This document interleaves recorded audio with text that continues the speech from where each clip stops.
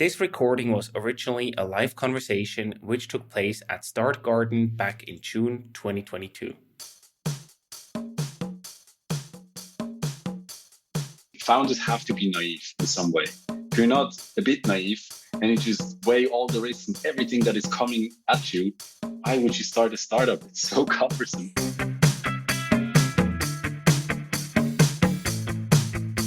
Welcome to the Swisspreneur Show, a podcast about startup stories and learnings from experienced entrepreneurs. Here's your host, Sylvan.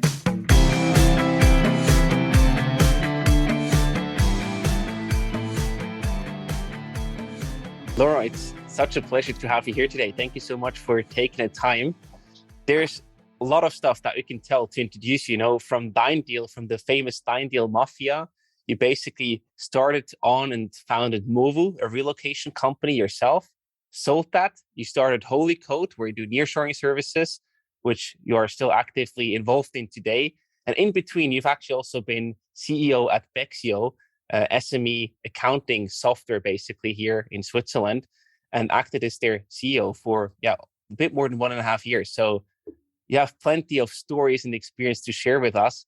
And I first want to directly start with your personal background, Laurent. And why was the timing right to start MOVU, the relocation company, back in 2014? And why were you the right person to do so? When you say relocation company, that's basically a physical relocation company. That's not what we did, right? We built a marketplace for relocations. I'm not built in the way that I could carry your closet, for example.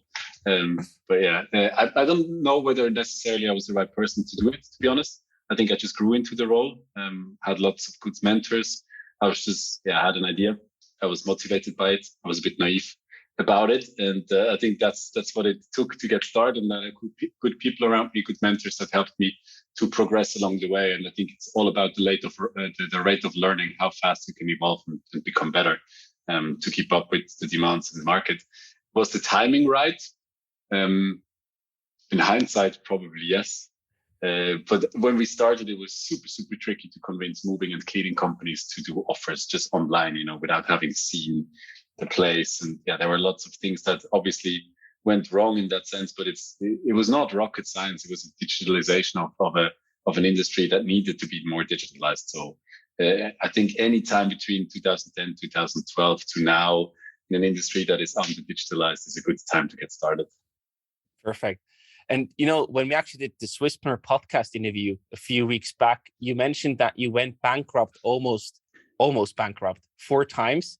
What kind of emotional impact did that have on you and your team? Because we often hear, the success stories in entrepreneurship, but that's also part of the success story. So what impact did that have on you and your team? Yeah, that's the shitty part, right? And that's a lot of the work in a startup usually is for.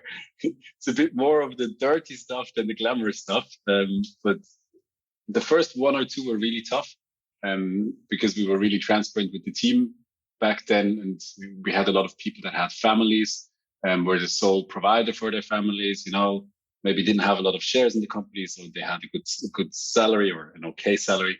So that was really tough to tell them, look, I don't know if I can pay your salary in two weeks from now. Maybe you want to look for another job. But on the other side, it also shows you who's really committed to the cause, right? For good and bad. And I think it really helped us as a team to grow even closer, to really support each other, to do what was necessary to get there. But that was really tough, knowing that I cannot support the people in my company because I had no savings. I was also broke, and then the company is going broke. So what are you going to do? We were lucky because at each of these steps, we had 1 or 2 or 3 investors that would either give us a bridge financing, or we had someone in the last minute saying, okay, I'm also joining the deal. And then it somehow worked out.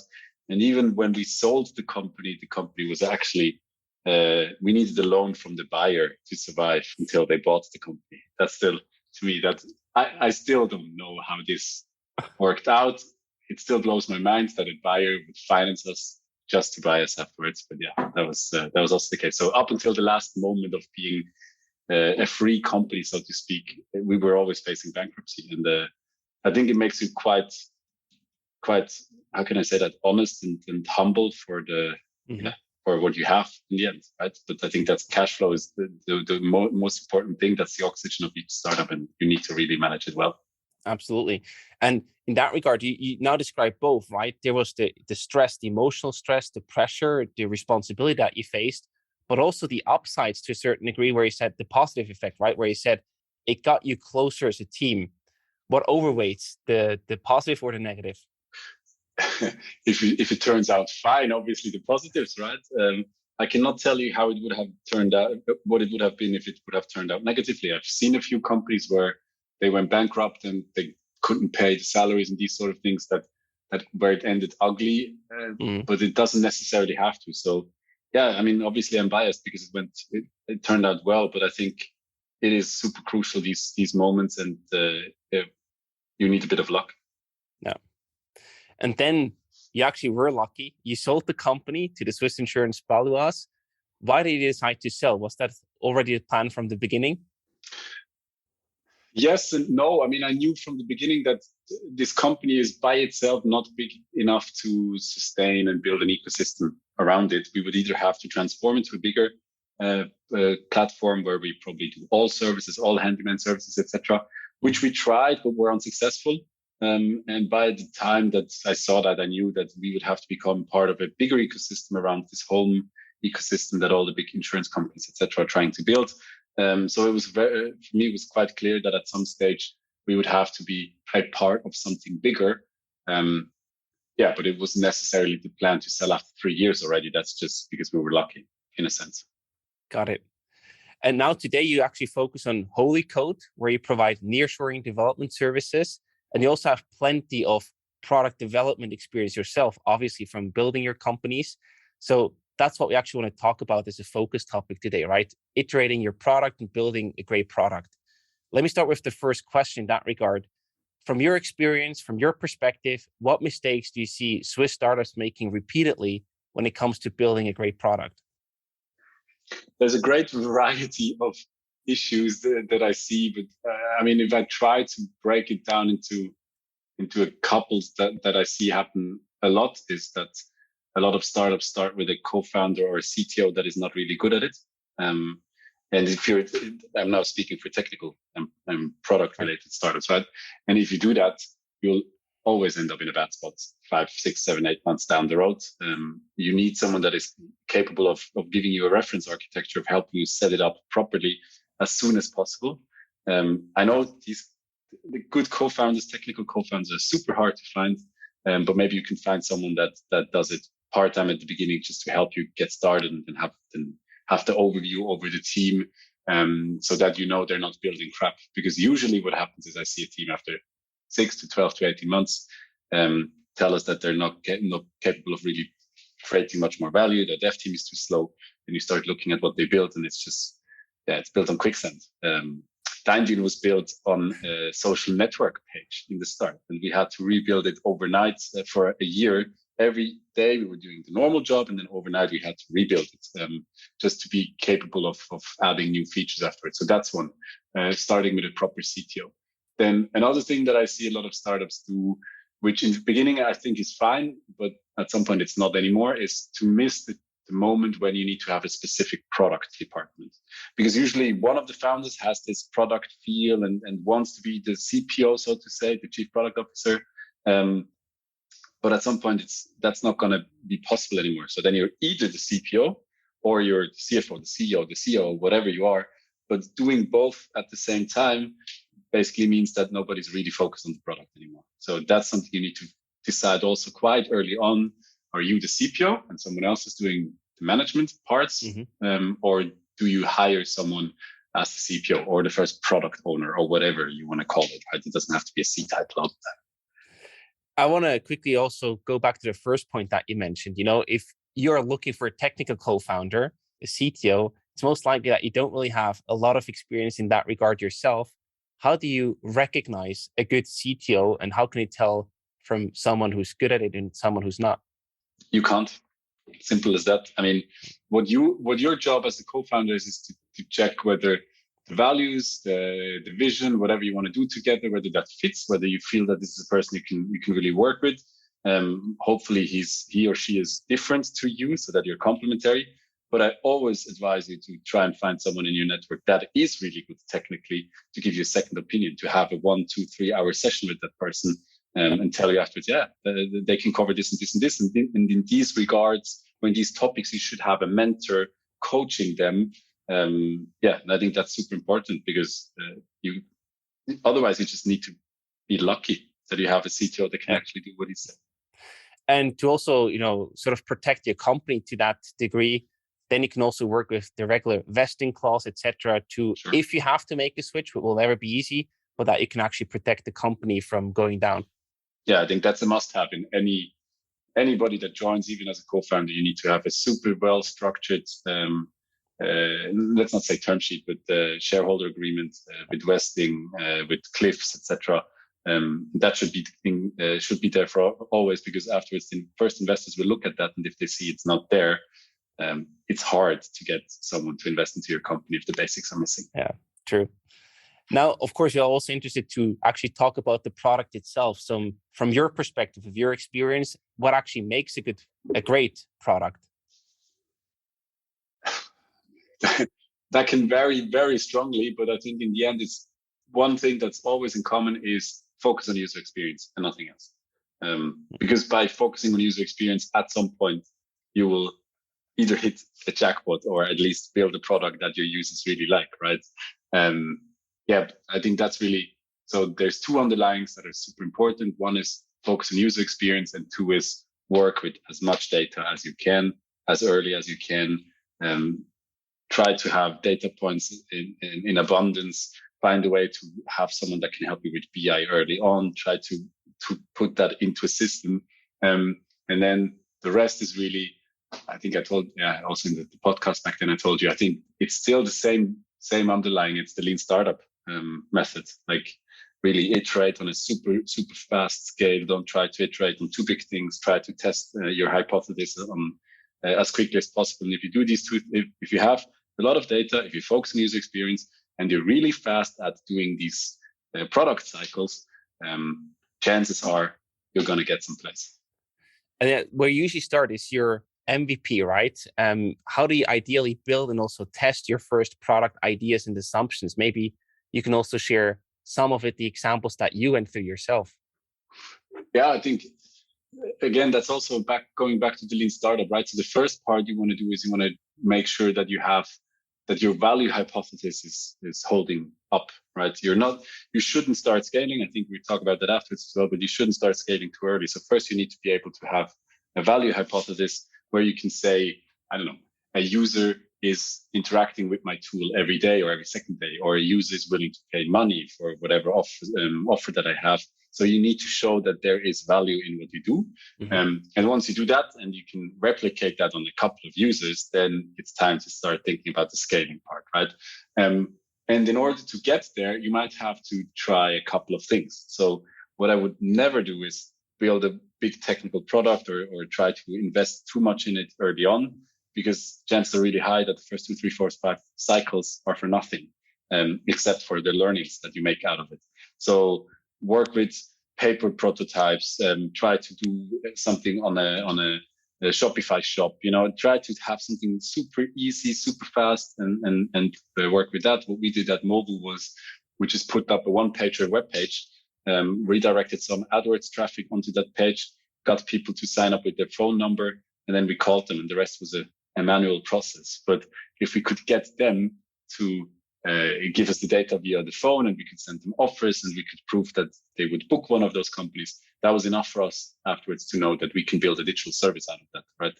So that's our first iteration that we did. It took us 2 days to set it up, basically. Perfect. And you also mentioned before the importance of data, basically. So what KPIs and metrics should you actually track from the beginning? What is important to really focus on right there? Like, again, that can also vary depending on what you do, in which direction you go. But as I said before, try to track as much as you can.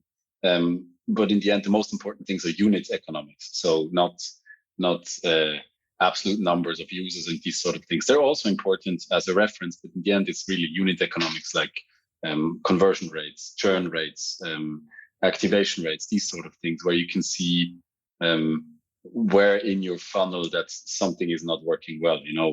Why are they not going on after this page, or why can I not get them to convert?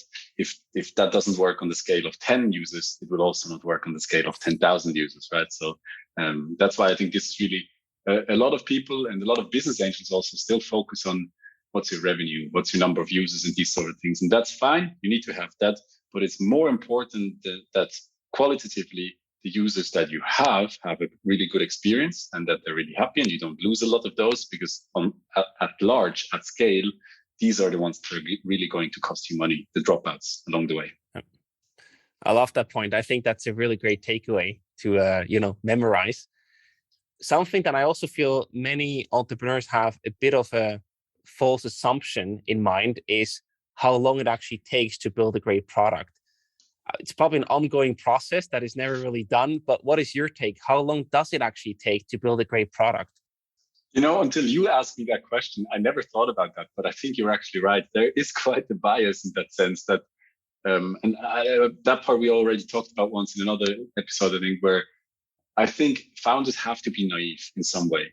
If you're not a bit naive and you just weigh all the risks and everything that is coming at you, why would you start a startup? It's so cumbersome. So I think because of that, there is a certain positivity, optimism, naivety to it that you just bring to it. And you believe you can build a great product in 12 to 18 months, but that's not true, right? You can probably build one good product stream or one good feature or whatever in a couple of months, and etc.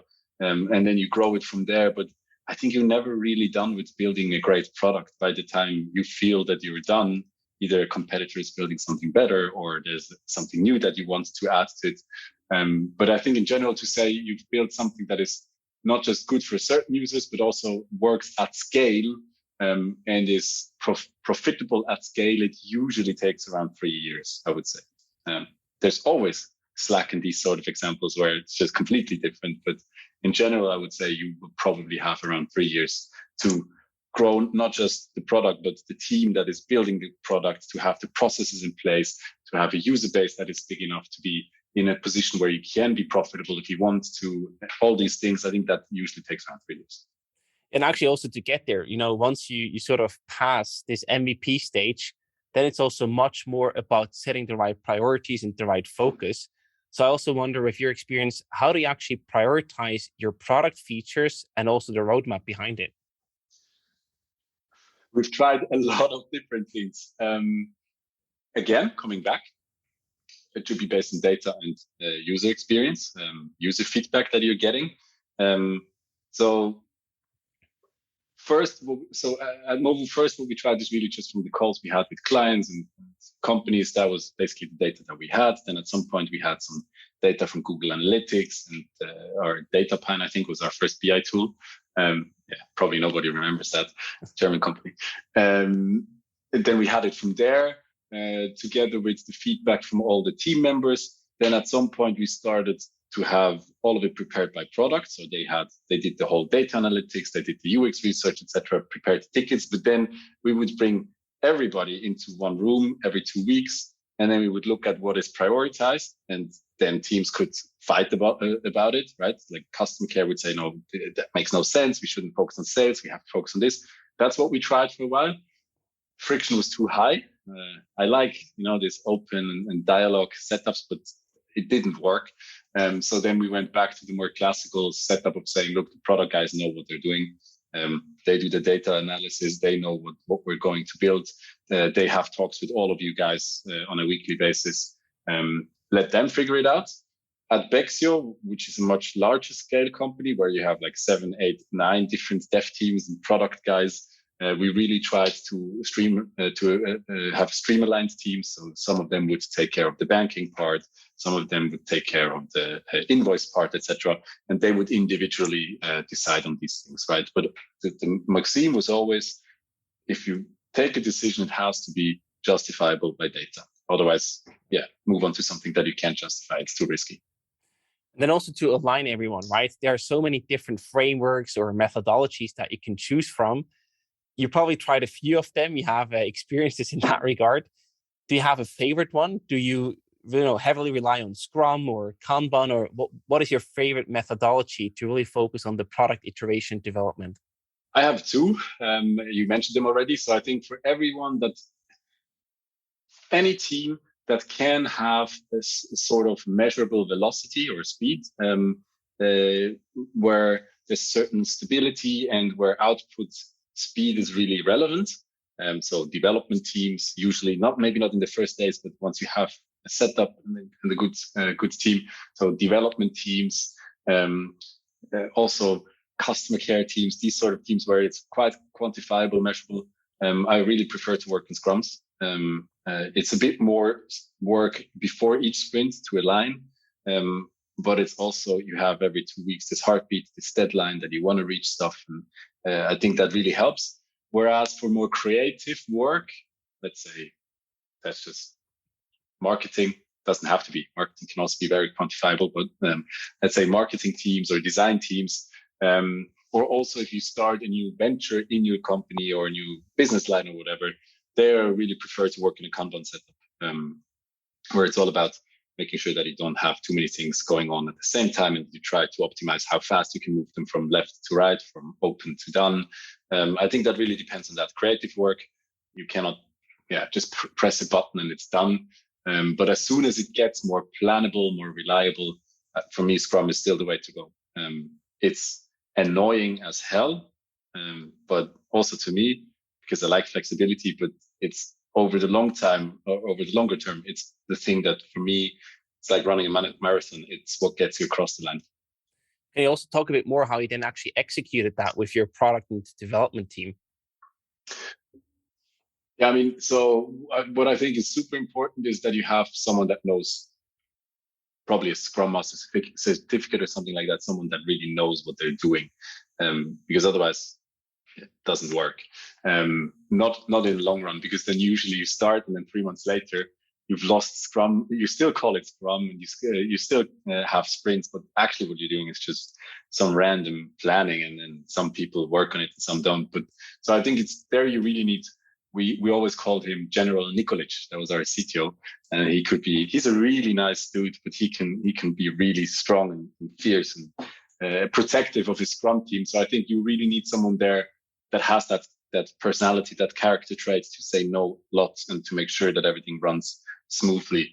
Whereas with the Kanban method, there I think you don't necessarily need that. You have much more freedom there to work with each other. And I think that's something that almost any team understands how it works. So yeah, I think that's much easier to implement, but it doesn't have the same output, in my opinion, over the longer term. Yeah. And despite these sprint preparations, did you also have larger planning meetings to actually prepare the sprints much more in advance, or how do you manage that? The next level above was OKRs, objectives and key results, where you have yearly goals, and then we had quarterly goals, and you have and we didn't go down to the level of having objectives and key results for each employee individually. We stopped at team levels. So we had company goals, company objectives and key results, and then teams could pick the key results that they felt they can influence and use that as objectives and key results for themselves and build on that. That's where we stopped, right? And then from that, the product team someone from the product team was with each team when they did that, to see that the resources that they would need from data analytics, from BI, from product, from dev are actually available. Because otherwise, the first couple of times we did it, we could have had six Scrum teams more, and we still wouldn't have been able to fulfill all the wishes, right? So I think that's where product is super important, to align those interests and make sure that people don't always do everything technically. You can always find some technical solution to your problem, but there's also solutions that are probably not technical, where you don't need a dev team. And I think that's something that the product team has to be good at over time if the company grows, to help teams figure out what they can do on their own, rather than going through the dev team that you have in the company, because that slows you down massively. And talking about growth, perfect segue. When is the right time to scale your product organization? Because you don't want to do that too early, that you then just have to rebuild everything or build the wrong thing. But you also don't want to do it too late, that you then, run into problems later down the road. So we're talking specifically about the product organization. Yeah. Okay. as I said, I think after 6 to 12 months, probably, or whenever you feel like product is becoming a part-time job for you as a founder, that's when you need to decide whether you are doing product or someone else is doing it. That's the first step. And then after that, I think it's the scaling of product is quite a natural process. If you see that the dev team is starting to complain that stuff is not prepared well enough, it has to do with product. Usually, if you have someone that is good in product, they don't have time anymore, right? So maybe they need to do too much data analysis. Maybe they need to do too much UX research, etc.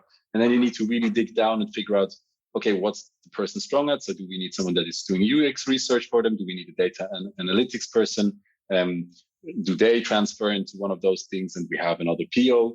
Or is it they keep doing everything and we just add a second person that also does that? But if you have a second person, you also need a second Scrum team, right? So, I mean, that's where you have to find the right balance for yourself. But I think that scales quite naturally. I think the next important step then is, when do you have a CPO, right? And I think you don't necessarily need a CPO for a long time, but you need one representative in management that has this call.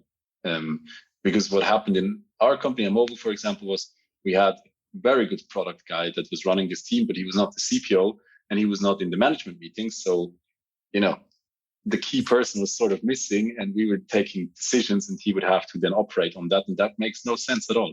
So even if that person is not management, they should be present in the management meetings to show their view and help you. And the CPO, whether then that's that person or later on, that depends on your financial situation, etc. But that person needs to be there. And I think you need a CPO or a team lead as soon as your UX, PO, PM, whatever team is 3, 4, 5 people. Then really you need someone that starts bringing it all together. I think actually as of 3 people, because then you have too many streams and too many options to go after. Then you need one person that really only does that and informs everyone in the company. And you already mentioned a few different roles, right? So I also wonder, as you usually scale and grow as a company, you also need different roles and different skills in the product organization. So what are like the key roles and how do you organize them? I think it really depends again on what the founders can or cannot do, where you're strong at, right? So if you have a really strong technical co-founder that is also very interested in data analytics, then maybe the data part lies with the dev team, right? But usually I would say a good product organization covers everything from user research, UX, over data analytics, or BI, business requirement engineering, and then also in the end tests, basically, to make sure that whatever was built also fulfills that. So that by that already you will have quite a few different roles. So you will definitely have quite early on a product manager or product owner, probably be a bit of both. That person, but at that point, that person also does UX research, also relies heavily on sales and customer care and these customer-facing people to acquire that knowledge, and that's something they need to be good at. And soon thereafter, you will need someone that focuses on data, like a data analyst or a business a BI analyst or something like that, that really has the more mathematical approach to these things and can also build a data lake and create nice charts out of that and help you ask the right questions, because otherwise you won't find the right answers. So in general, I think it will grow over time into a department that has UX UI capabilities, that is doing the user research, etc., but also the designs. Then you have the data analytics, the BI, that is more the mathematical part. Then you maybe have product managers that are in contact with all the departments to collect it and pre-sort it. And then you have the product owners that are really specifying what has to be done and shipped and make sure that this is being done and shipped on time. Fantastic.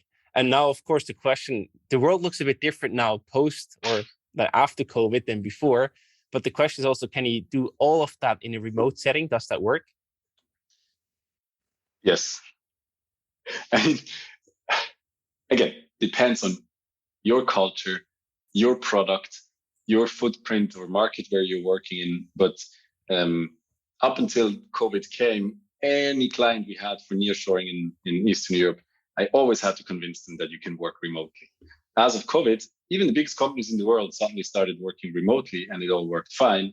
There's now reasons why they come back to the office. I'm not quite sure whether those are the right ones. But I think for a lot of parts, you can definitely do that remote. However, what I think is really important is that the people that are doing the UX research, that speak to your users or need to look at what they do, they need to be or understand the local market, the local languages, and these sort of things. That part, I think, is not working remotely from another culture, from another country that easily. It still can if you have a genius, but usually it's really tricky to understand. It starts with, how do you format currencies, or how do you format dates? If you live in Switzerland, you format it differently than probably to the United States and these things. And that's not stuff you want to teach someone or that they should be thinking about, that should come to them naturally. And so that part, I think, has to be someone that understands the local culture where you are working, but it doesn't necessarily have to be someone on site. Got it. Perfect. Laurent, thank you so much for these insights. We also have a few more minutes reserved for Q&A, so I'm going to open it up here to Michael and Eloa. Please feel free to ask any questions for Laurent if you have any. Hi. Yeah, thank you. Thank you very much, Laurent, for the amazing talk. So what I'm very curious about, you have like 200 engineers, right? So, and I was wondering, are most of them hired as, is the experience level at the moment you're hiring them already at the point where you want them, or are you training them when you onboard them? So, yeah, we have now almost 350 developers, and usually they work for one specific client afterwards, right? So it depends a bit on what the client wants, but it's always a bit the same thing, that they want to have senior people. And then at some point they start realizing, if these people leave, we have nobody that can replace them. And then they start hiring juniors or mediors that acquire the domain know-how, but are maybe technically not that great. But the domain know-how, the bigger the company gets, the more important the domain know-how is, and not really how good you are at coding, because you can find someone else that is good at that, but you need domain know-how. So I would say in the beginning, it's always very senior people. Yes, sure, you're still training them and they learn on the job, but they're very self-sufficient. And over time, you start really adding layers to the team, but they're then managed by the seniors usually. So I don't know, maybe the other way around, starting with juniors from the start only works if you have someone in your team already that is very senior and can do that, right? So if you are a good CTO, or if you have someone that is a good CTO, you can consider doing that. It has advantages. So people are usually we found that people are super grateful that they can learn a hell of a lot in a startup from start, right? And grow with you. They will stay with you, even though their salary could be much better if they go to another company for quite some time, because of what they've learned here, how integrated they feel. So it has benefits, but if you have more technical challenges, you will be in a bit of a trouble. And also, if you only have one CTO or one senior dev, that's a very, very fatal risk if something goes wrong. Okay, cool. Yeah, thank you. We're currently trying that we are hiring junior devs and basically raising them in our startup. Yeah, I mean that's a really good approach, and I think as long as you have someone, or hopefully in the future 2 or 3 people that can oversee them, then your risk with doing that approach shouldn't be too big. Okay, cool. Thank you. Thank you for the question, Michael. Eloa, you have a question. Yeah, maybe about the values. First, thank you for your time. Everything is really interesting. I wonder, at the beginning, I guess it's easier to implement the values inside the company because we have the time to speak with everyone and share and get feedback. And then when you grow, scale, how do you make sure that your values are still implemented inside the company and not just something that you say at the onboarding? So first, how do you define them? And second, how do you make sure that they really define the company and not only, yeah. So, I mean, those are really good questions, because it's something that I think we did okay too well, but you always struggle a bit with that. I had a few coaches that told me values have to come from the founders. Otherwise, it doesn't work. So it has to really come from you guys that start the company. You set out to achieve something. It's your vision. It's your company. So in the beginning, it's relatively easy. The important part is to be aware of them, to write them down, right? Because you're carrying them with you and you're going through your business and that's fine. But as soon as the team starts growing, if they're not defined, you will start losing them a bit. So write them down, make it visible to everybody and speak about it a lot. I think that's super important that you speak about it. Also that when you're in meetings where you want to take a decision, that you can say, making a stupid example, is that in line with our customer focus value? Or is that in line with our transparency value? Or does that go against it? So that people really start understanding, actually these values are here because they should help us make decisions, right? So that's the start. And then the bigger the company grows, the more important it is, as you said, that in onboarding, you really position that well, that you as founders, you go talk to people in their first meetings and you really emphasize that this is important. So the way we did it is we said, you have yearly performance evaluation, obviously, like everybody. And it's 50% of it is based on your performance and 50% is based on your values. And if you fail on the values side, even if you perform well, you're out of the company. And that's something we really pushed afterwards. So the first year people were thinking, yeah, sure. And then after the first 2-3 people had to leave the team because they performed well, but they didn't fit the values or they didn't live up to them. You could really feel that some people, not all of them, started thinking about whether this is A, the right workplace for them, or B, how they can act more in line with our values and our system in place, basically. Okay. And how do you get, do you get the feedback from your team? Or did you really say, okay, no, that's my value as a founder, and you are into it or no? I didn't address that question, sorry. So in the beginning, it's really founders, top down, that's it. And then as soon as the team starts growing a bit, what we did is once a year, we revisited them. And it was always the same starting point for me. I always said we were 5 people last year, we were 15 now. We've added new people. That changes the dynamics. Maybe they bring something to the company that we weren't aware of before. So let's talk about the values. And then we always did a workshop where we really looked at what is important to each individual person. Do they fit the value system? Sure, but that's not really what we looked at. We looked more at which of these values appear more often. So what seems to be the common denominators for our company? And at the same time, where do we want the company to evolve towards? And then what we did is always we had 4 values that were based off the group and 1 value that we wanted to strive for, to become better at. I think more is not realistic because you cannot change yourself in the company that easily, right? So that's the way that we tried to go about it. And then if you hit 30 or 35 or 40 people, these workshops don't work anymore, right? You cannot get everybody involved in a workshop like that. So then we started to really do it with surveys. So everybody had to add their values in a survey. From there, we took it, we made a proposal, we sent it to everybody could talk about it again. And then after that, we went to each team and got the final criticism by them speaking out again, so that they not just voted on it, but they really had to use their mouth to say whether they're in on it or not. For me, that's really exactly at this stage where we are going to 20 people. So at the beginning, it was from the founder. And right now, I'm feeling that, okay, we need to bring them there. I feel that the team is into the vision, but maybe the values are not implemented enough yet. So I feel like you said, we need to write them down and really try to make example on a daily basis. But then the question is really important for me. It's really important to, like you said, values are here to help us to make the good decision.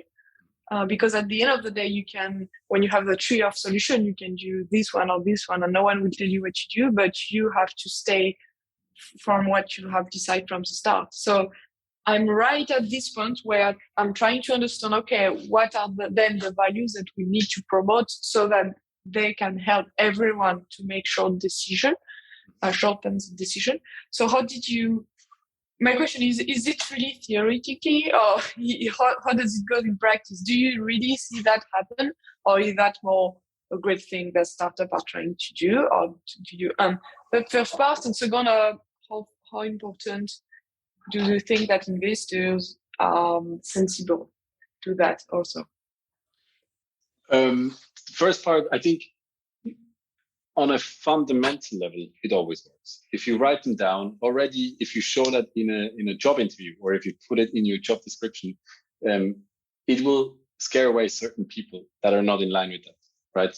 And maybe you would anyway figure that out in your job interview. But I think on that level, it already works to help create the filter, not to have a homogeneous group, right? You don't want everybody to be the same, but you want them to hold the same set of values at least. So because of that, it already works. If you just write it down and you put it to the recruiting and to the onboarding, that already helps massively. But yes, if you don't live it, forget it. It will not become part of your culture. And that starts with you, right? So you really, the management team, the founding team, you really need to make this part of your decision process and part of your employment process. So if people want to get a better position in your company, or if they, as I said before, if they just want to be part of the company still, they need to live up to these values. And then you need to be able to, if you're really convinced of your values, you need to be able to let go top performers because they're not fitting the culture. And that's scary as hell. Yes. But for us, it worked. We twice did it too late. And I can tell you, in hindsight, it's obvious. But when you're in there, you're not ready for that. And then you also have team members that push against it because that top performer is helping them reach their goals or whatever, right? But culture over time always wins, in my opinion. It's like running a marathon. You need the right shoes, and culture are the right shoes. Absolutely. And how do you think that investor can see it? Because in the due deal or more, like, how do they feel that? So you mean the investors, or who are we talking about? Yes, investors. Yeah, I mean, I can only quickly tell you from my side, I believe that when you do a due diligence, that's one of the boxes they want to have ticked, that the company has a vision, a mission, has values, has OKRs or whatever in place. So that's something, surely, if it's not there, they will start asking questions.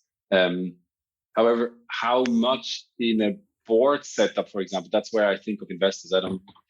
In a board setup where you need to make calls and decisions with them, how much that they are being influenced by that, I cannot really say. The people that I used to work with, they weren't really fond of that. They were really fond of quantifiable arguments, etc.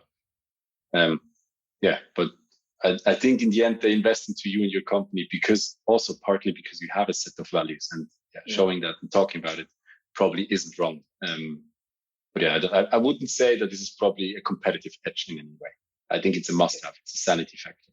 I have one last question for you, Laurent, then. Basically, what you also often hear is like sales, they have the closeness to the customer, right? But then the product and the engineering team are basically building the product. So how should that relationship best be set up that you can both benefit from each other without being a pain in the ass? Have a filter. And salespeople probably don't have that filter. That's not how they operate. But I think it's super important that you listen every time a salesperson comes or a customer care employee comes, that you listen to what they're saying. But that's the qualitative feedback. And then you run it through a quantitative filter. Like, okay, thank you for telling me the second time this week that we need to build this and this feature, because otherwise we will not get these clients. Let's look at how many times in our database this was requested, or how many clients we have that are looking for this term or whatever. So try to quantify it and then feed it back to the sales, because sales and customer care in general, they come from a more emotional place. They're usually not the most quantitative people. And when they hear something 5 times on a day, that's the most pressing matter sometimes.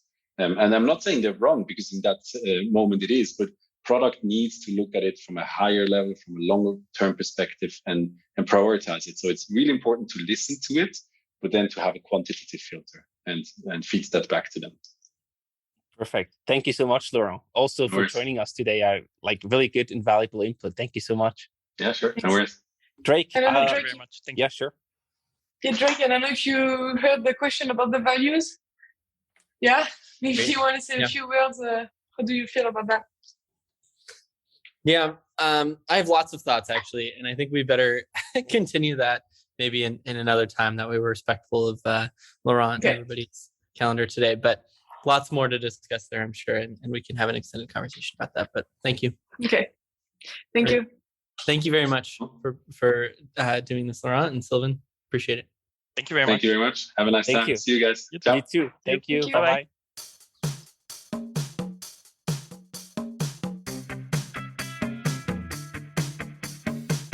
We hope you enjoyed today's episode.